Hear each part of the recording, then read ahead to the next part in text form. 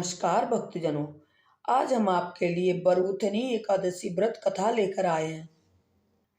सनातन धर्म में एकादशी व्रत का विशेष महत्व है। हर महीने की शुक्ल और कृष्ण पक्ष में आने वाली एकादशी को अलग अलग नामों से जाना जाता है।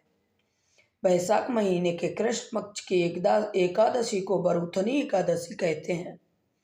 एकादशी व्रत में भगवान विष्णु का ध्यान करने से प्रभु का आशीर्वाद मिलता है। पुराणों में ऐसी मान्यता है कि बरउथनी एकादशी का व्रत रखने से स्वर्ग की प्राप्ति होती है। बरउथनी एकादशी व्रत को करने से दुखी व्यक्ति को सुख मिलते हैं, राजा के लिए स्वर्ग के मार्ग खुल जाते हैं। इस व्रत का फल सूर्य ग्रहण के समय दान करने से जो फल प्राप्त होता है, वही फल इस व्रत को करने से प्राप्त होता है। इस व्रत को करने से मनुष्य लोक और परलोक दोनों में सुख पाता है और अंत समय में स्वर्ग को जाता है। बरउथनी एकादशी व्रत की कथा। युधिष्ठिर बोले, हे भगवान, मैं आपको नमस्कार करता हूँ। वैशाख मास के कृष्ण पक्ष की एकादशी का क्या नाम है, उसकी क्या कथा है, आप विस्तार पूर्वक मुझसे कहिए। श्री कृष्ण कहने लगे, हे राजेश्वर, इस एकादशी का नाम बरउथनी है। यह सौभाग्य देने वाली, सब पापों को नष्ट करने वाली तथा अंत में मोक्ष देने वाली है। बहुत समय पहले की बात है। नर्मदा किनारे एक राजा राज्य करता था, जिस पर मानधाता नामक राजा राज किया करते थे। राज बहुत ही पुण्य आत्मा थे। अपनी दीनशीलता के लिए वो दूर दूर तक प्रसिद्ध थे। वे तपस्वी और भगवान विष्णु के उपासक थे।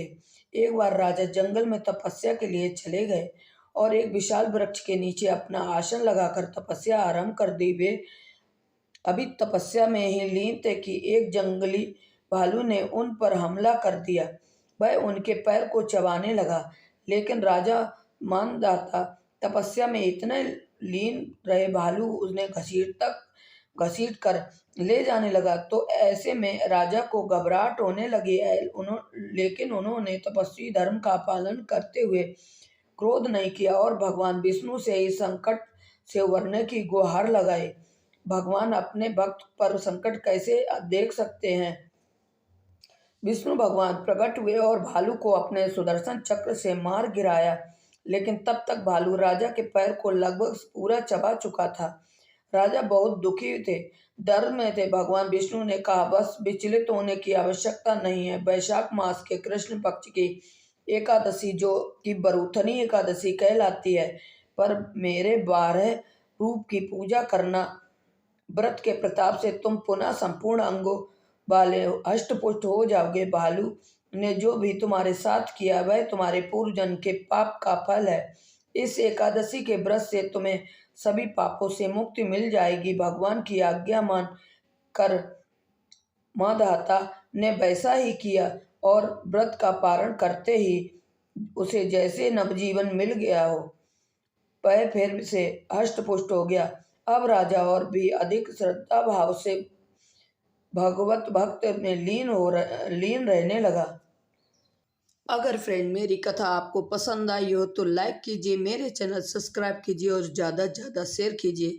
आज के लिए बस इतना ही। धन्यवाद।